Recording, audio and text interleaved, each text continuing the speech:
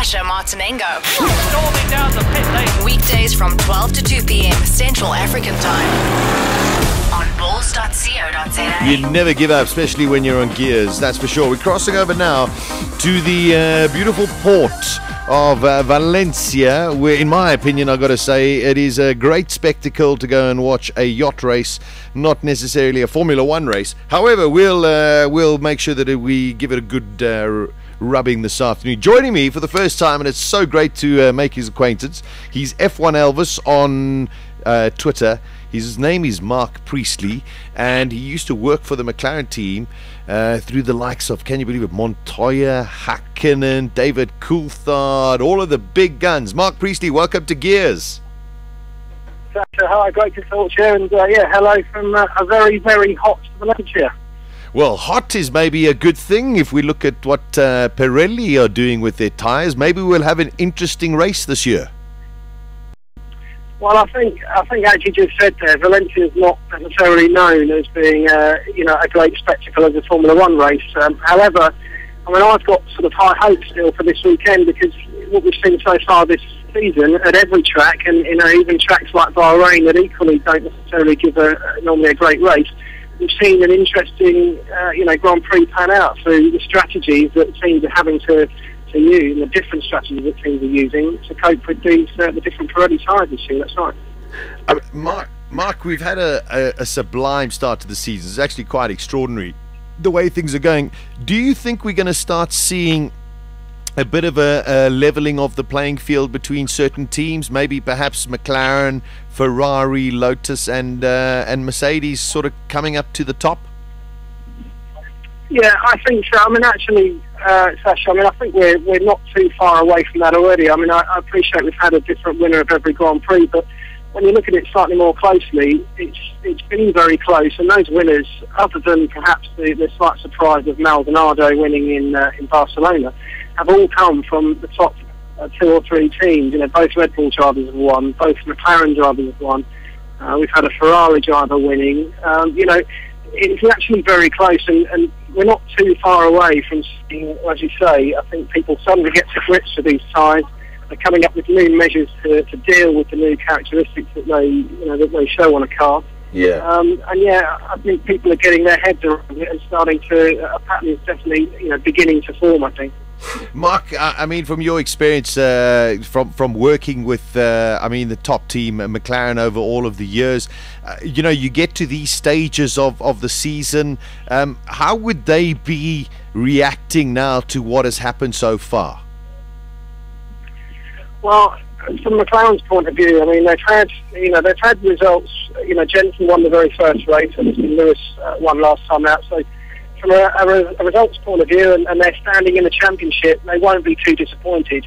However, I think they will be the first to admit they could have done an awful lot better. And from a team point of view, they've had mistakes, both with things like the pit stops, but also strategy calls and set-up calls over the course of the weekend. So I think from their point of view, they won't be worrying about what anyone else is doing, but they've got to focus, and they are. I'm sure they are focusing on getting their own house in order, tidying up any sort of loose ends and mistakes. And they've put an awful lot of effort recently into things like pit stops to make sure that the mistakes that we saw early in the season don't repeat themselves.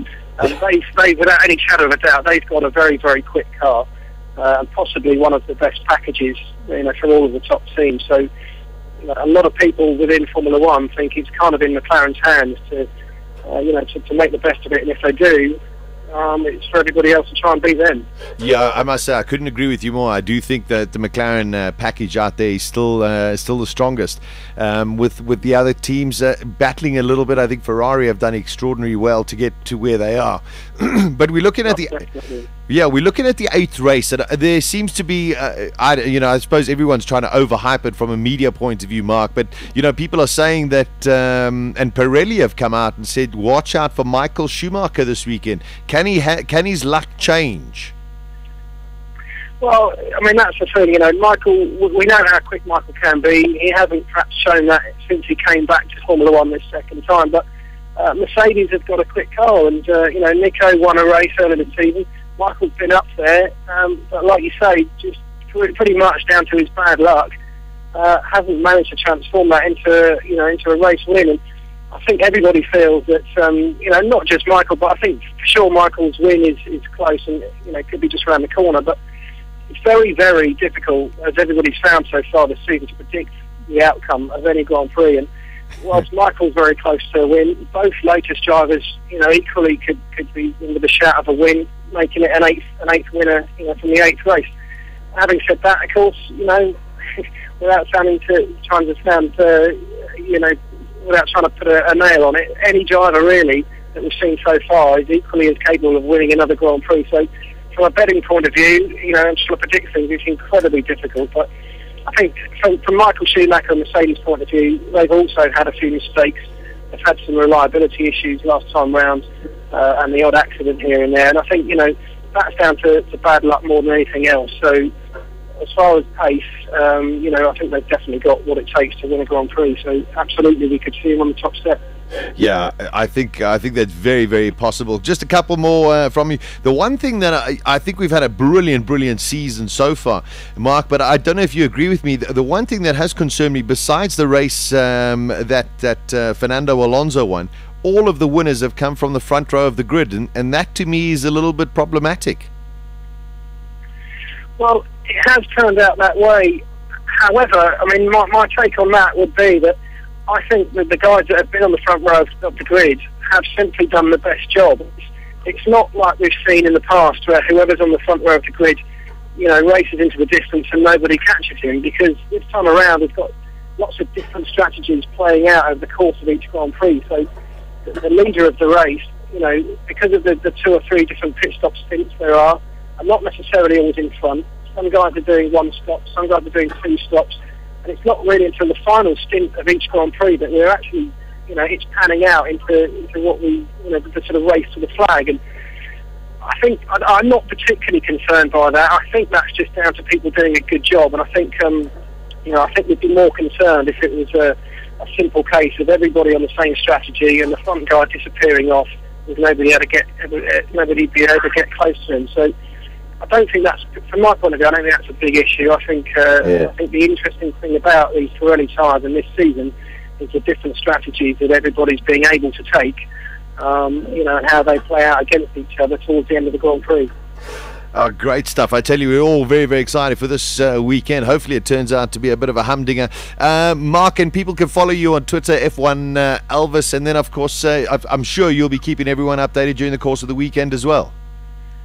Yeah, absolutely. I'll be doing my best, and by all means log on, and I shall be posting updates as often as I can. Terrific, and I hope hopefully we can chat again in the near future. It sounds terrific.